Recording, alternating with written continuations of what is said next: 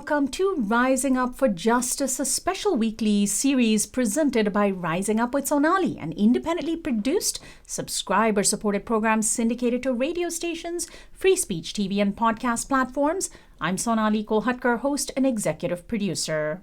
Our nation and our world are overrun by billionaires and bigots, but they are few and we are many. On this series, exclusive to subscribers of Rising Up with Sonali and viewers of Free Speech TV, we'll hear from the change makers in the movements for social justice, and we'll dig into the nuts and bolts of values, strategies, tactics, narratives, and building power. This week on Rising Up for Justice, EricaSmiley, the Executive Director for Jobs with Justice, joins me. A longtime organizer and movement leader, Smiley has been spearheading organizing and policy interventions for Jobs with Justice for nearly 20 years, and is the co-author of The Future We Need, Organizing for Better Democracy in the 21st Century. I've had Erica on my program, on my previous program, Rising Up with Sonali. Welcome back, Erica. It's good to see you. So glad to be here. So glad to be here. So this program is really meant to help people find out about organizations like yours and understand where they fit within the social justice universe. It's intended to profile groups that are doing really, really good work. And these days, the economy and its impact on ordinary people is front and center almost everywhere you look. So explain what Jobs with Justice is. You work for workers' rights, you work with unions, but you're not a union, right? What is it?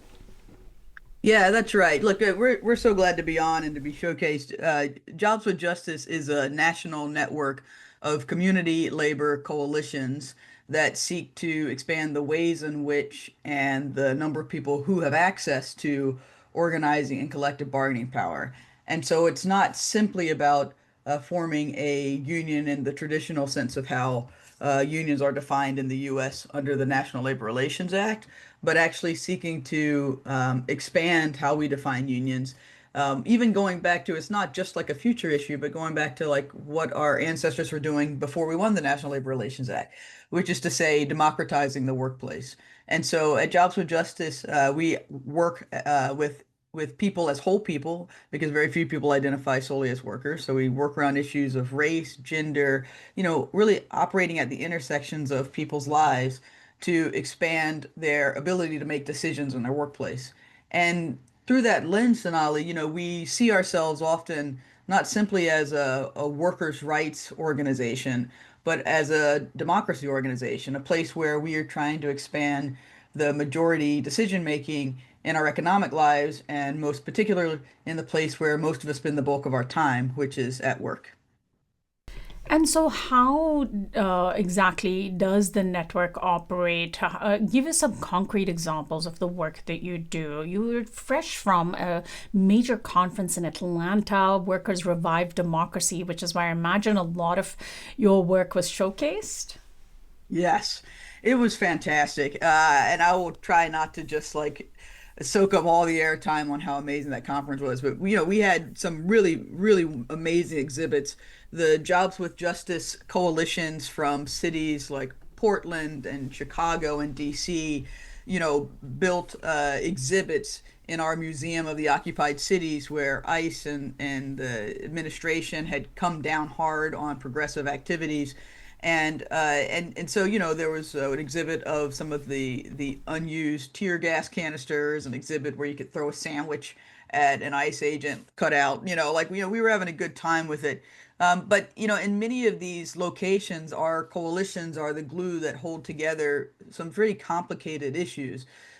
For example, when we think about Kilmar Garcia, who was detained by ICE, he wasn't just an immigrant man. He was a sheet metal worker and a member of the sheet metal union.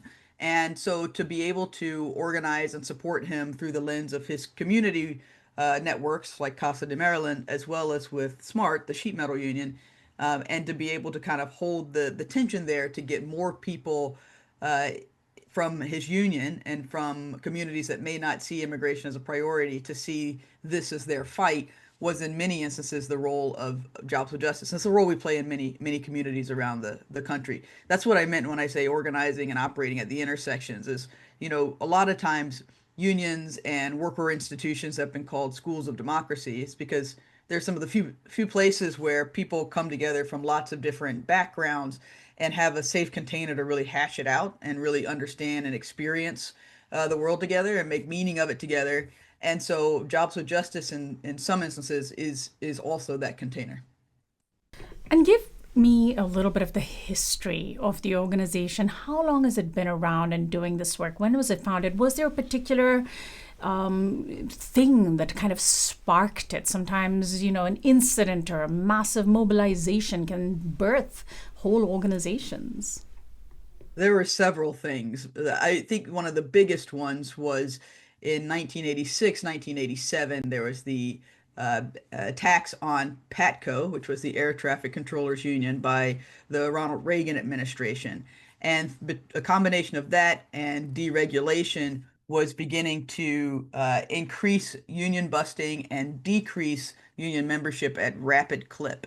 And a lot of the leaders in various cities at that time recognized that we needed more than just a union movement. We needed a movement of working class people, even if they weren't in unions, to be able to push back on these actions that were essentially taking away our practices of democracy. And following that fight with the air traffic controllers, there was also similar efforts that were happening in other parts of the country, like with the Piston Mines in West Virginia, and to really think through, like, what does it take to build a movement, a pro-democracy movement amongst a base of workers, how to support unions in that while also building a container for people who hadn't had access to unions or weren't in unions to be a part of it as well. And so we were founded in 1986 and 1987 around the premise that I'll be there for your fight and you'll be there for mine. And the more that we show up for each other, we will all do better. It's our way of actually building solidarity, not simply as a tactic or a slogan, but actually as a core value and a core practice for building legitimacy to take on bigger fights together. Is there a particular geographic reach that Jobs with Justice has? Do you operate, in certain parts of the country? Are you mostly southern based or East Coast based, or is it really a national network? Well, we're definitely a national network. We have 36 coalitions in about 25 states, and to a varying degree of strength and power, and we're pretty consistently across all regions of the country.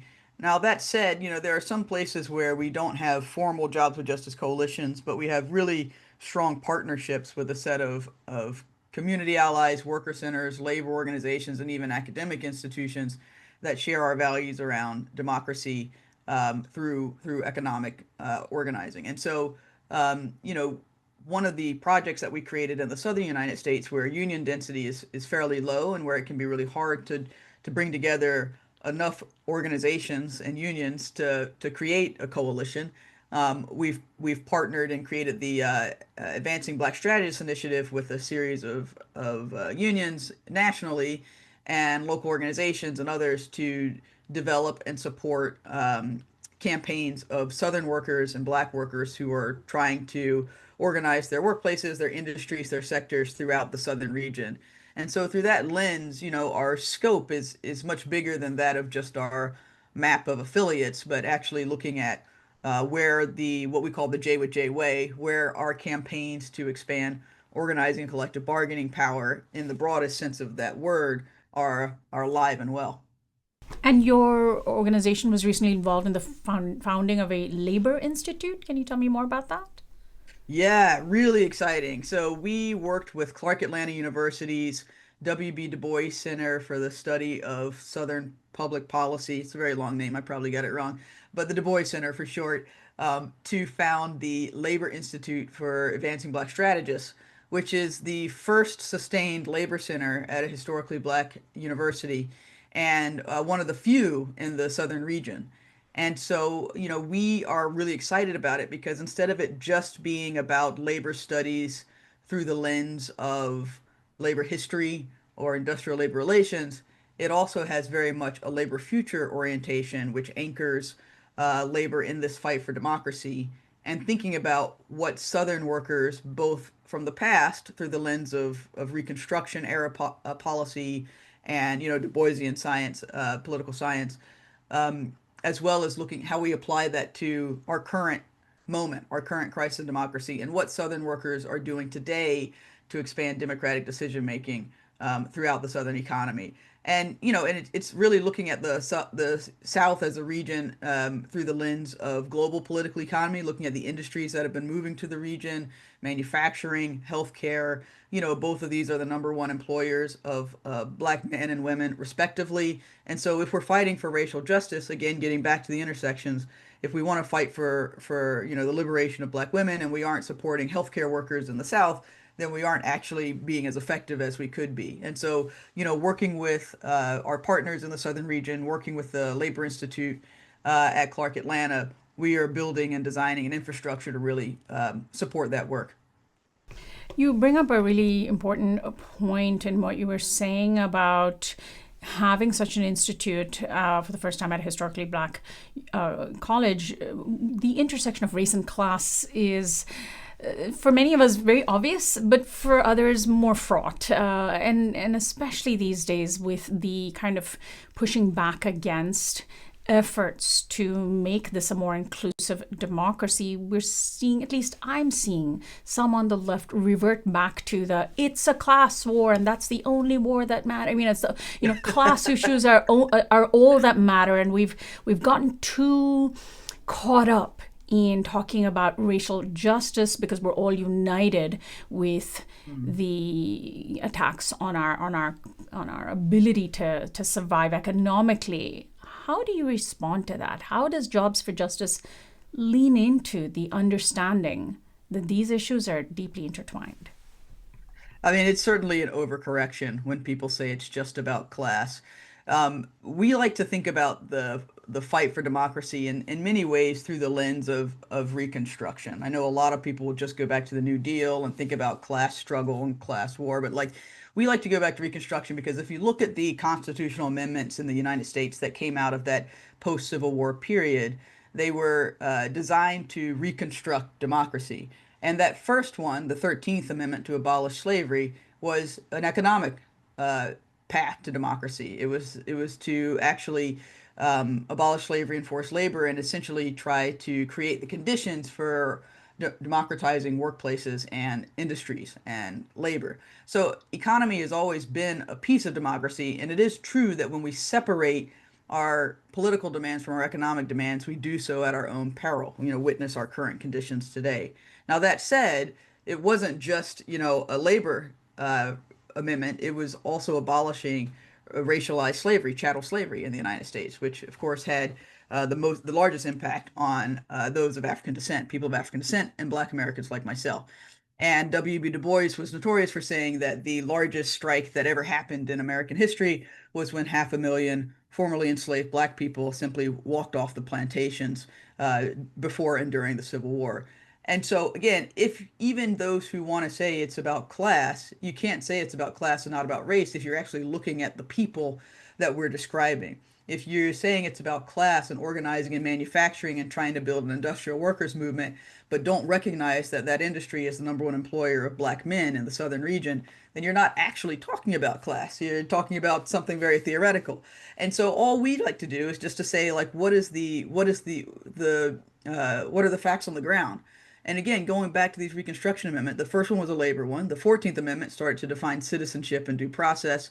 And the 15th Amendment started to define suffrage and who could vote. Those three lanes together make up our fight for democracy. Labor is a huge piece of that fight for democracy. And we have to see labor through the lens of what the American workforce actually looks like and how industry exploits that workforce, including segregating it based on race, based on gender and nationality, as a way to keep workers from achieving their shared aims. Erica, where does Jobs with Justice see its biggest obstacles? What does it see as its biggest obstacles? Is your organization, seeing that the Trump administration and the current and previous terms were the most difficult times to organize in, or have the administrations of liberal presidents also been challenging, given that Wall Street seems to have its fingers in both parties? Yeah, I mean, it's a little bit of a both and. I mean, I will be the last person to say that we're operating under the Trump administration has been easy, nor will I say that it was the same under a Biden administration. But there is nuance. And again, when we step away from just looking at the political realities and policies and actually look at the underbelly that is supporting those policies, including the industries, in this case with the current Trump administration, a series of tech bros, of energy investments, and the rise of data centers and AI. When we look at what those industries are doing to disorganize the nature of work, to drive increased insecurity in a gig economy, to increase data surveillance, or even just to build data centers that take up the electricity of 100,000 households and the water of 1 million households, sending all of our utility bills skyrocketing. We have to really pay attention to not simply the policies that allow those economic institutions to continue to thrive, but actually look at how those institutions are being governed themselves and to figure out how we insert ourselves into that governance process and democratize it. And that's essentially what collective bargaining traditionally is about. A lot of people think of it simply as that's just a thing that unions do. You win a contract at work, you talk about wages, bada bing, bada boom, you got a union contract, there you go. Even with that Italian, lingo, right? Like that's what you see on TV. But actually, what it is looking at how companies, corporations, industries govern themselves and making sure that that governance is not authoritarian, as many of them are, but actually takes into account the interests and needs and standards of the majority, which is the workers. When we, I mean, there are some really concrete things, right, that help workers organize. Like, for example, when you have a friendly head or friendly approach from the NLRB, when you have an administration willing to simply enforce existing laws that are already too weak. I'm wondering if Jobs with Justice takes a bottom up and sort of an inside-outside approach, I should say, where outside agitation from the grassroots is combined with some organizations put a lot of money into lobbying members of Congress and into ensuring that stronger regulations are enacted, helping craft legislation, etc. So where does Jobs with Justice fall on that? Yeah, look, our North Star is very much about how we increase uh, democratic participation, which is to say, participation of the majority in any given container, whether it's a workplace or a community, in decision making and standard setting, and also in enforcement of those decisions. That's our North Star. And so, when that's possible through policy and legislative means, we will absolutely support it. There are elements of the National Labor Relations Act that are great. The Title VII, which allows the definition of concerted action anytime you have a certain number of people together at a workplace, like they automatically receive a level of protection, whether they are officially a union or not. Yeah, these are practices that help to expand democracy. There are others that have always been crippling in some ways. Like as a Southerner, I have long lost access, if many of the people I grew up around ever had access to the National Labor Relations Act or elements of the New Deal.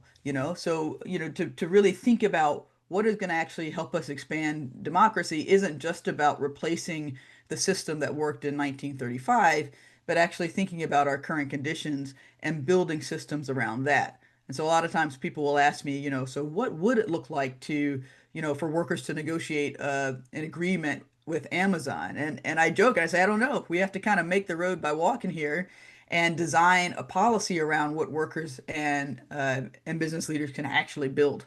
Does Jobs with Justice have a narrative strategy, a storytelling strategy? Because so much of the work of social justice involves how we tell the story so that we have public buy-in, so that we can change policy, and where workers are concerned, the capitalist system we live in has been so effective at equating worker rights, at equating people's personal economic situation to the well-being of billionaires, to the tax cuts that billionaires receive.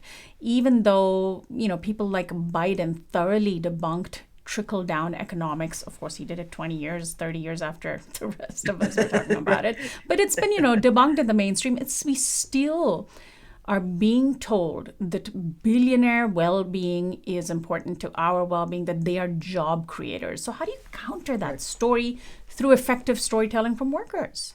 I'll be transparent and say that we are still working to be better storytellers. It's certainly been a priority for us, and it's certainly something that comes out of authentic conversations when you're, building relationships and having one-on-ones with individual people and working people.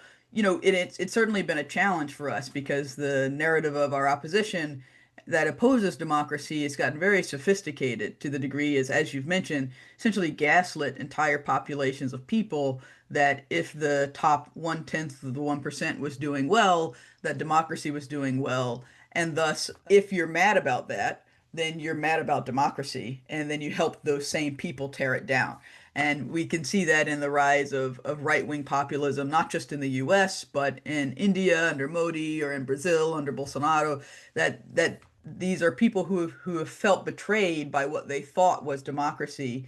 And what they thought was democracy was, a system of neoliberalism and a system of global capitalism that ultimately, decrease their standard of living, decrease their access to fair wages and a good job. And so we have a lot of work to do, not only to, repopularize the idea of democracy, we have to redefine it and help people understand what it means in practice. Even going to a position where we say, that governing process you have at your church once a month when, the entire congregation meets, that's democracy. The committee meeting over the local library to decide like a series of events, like that's democracy. Just the brass tacks of what it means to actually have a say and weigh in, to redefine democracy, also as something that could happen if we organize around those same governing structures in our economic lives. Where does Jobs with Justice fit in the universe of social justice movements? I imagine unions are your natural allies, but also workers that are waiting to unionize or trying to unionize, and others. Who are your coalition partners? Yeah, we're weirdos in that sense in the movement ecosystem. We kind of sit at the intersections of a lot of these groups. We're kind of a hybrid organization in the sense that our members have members. And, we are both really, really tight with a lot of the institutionalized labor movement and traditional union movement. And we probably also get on their nerves a lot, kind of like the maybe baby brother, or the baby stepbrother in the family, because of the agitations that we have to make. And likewise, with community partners and other networks, whether they're fighting around climate justice, reproductive justice, constantly bringing the workplace and economic battle, or at least lens, to that fight. So it's not simply just about, say, lobbying for reproductive justice, but actually winning, the full and just implementation of pregnancy accommodation at a large company like Amazon.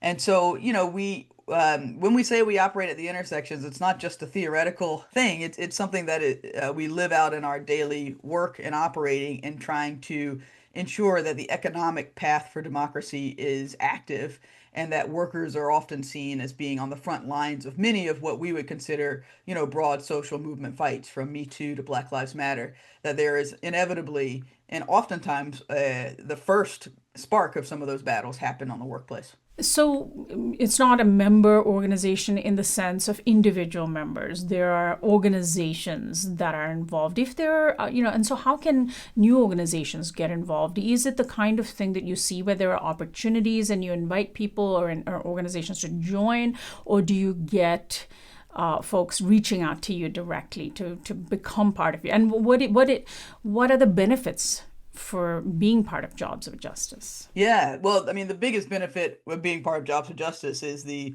immediate access to solidarity and to be a part of a network of institutions and individuals that come across all aspects of the social justice movement and the movement for democracy, and to be able to design stronger fights that clarify our shared self-interest and make bolder demands on capital and on our decision makers. If an institution is in a community where there is a Jobs with Justice coalition, they could very much join Jobs with Justice. They could join as a member institution. If they're an individual, they could be a part of the solidarity membership base and, sign the pledge. And you could go online and sign the pledge and be a part of that base digitally, even if you're not near a coalition, and be called on to turn out in solidarity with workers at any time. And I think it's just www.thesolidarityhub.org, and you can sign the pledge. But, if you're part of a particular workforce, we could also then be a part of connecting you with institutions that are organizing those workers, or even, organizations that, excuse me, don't necessarily have, formal structure, but, are beginning to build mutual aid groups and mutual aid responses, like the group Warehouse Life, which has been organizing workers at Amazon and building education around pregnancy accommodation policies in that company. And so there are many ways to engage with Jobs with Justice, both online and offline, both as an individual or as an institution, or an individual who wants to be a part of an institution. We can certainly help make that possible. But even if you're still just figuring it out, there are a lot of tools that we have to just share with people who are just trying to figure out this whole union thing from the beginning. We have a board game that we worked on with Tessa Collective called Strike the Game of Worker Rebellion, which is incredibly fun and a cooperative game that, really helps to clarify what we mean by democratizing economic relations and organizing. Sounds so much more fun than Monopoly. I mean, look, even the original Monopoly Sonali was called the Landlord's Game. It was made by a leftist in Atlantic City. It was fantastic. But yeah, exactly. It's so much more fun. We have all kinds of ways for people to kind of engage in the discussion. And that sounds like narrative work, by the way, when designing games. Erica, thank you so much for joining us today. Thank you, Sonali. I love the show. Oh, I appreciate it. My guest has been EricaSmiley, Executive Director for Jobs with Justice, longtime organizer and movement leader who has been spearheading organizing and policy interventions for Jobs with Justice for nearly 20 years, and co-author of The Future We Need, Organizing for a Better Democracy in the 21st Century. And this is Rising Up for Justice. I'm SonaliKolhatkar, host and executive producer of this new weekly half-hour series, exclusive to viewers of Free Speech TV and subscribers of my long-standing program, Rising Up with Sonali. You can find out more at risingupwithsonali.com.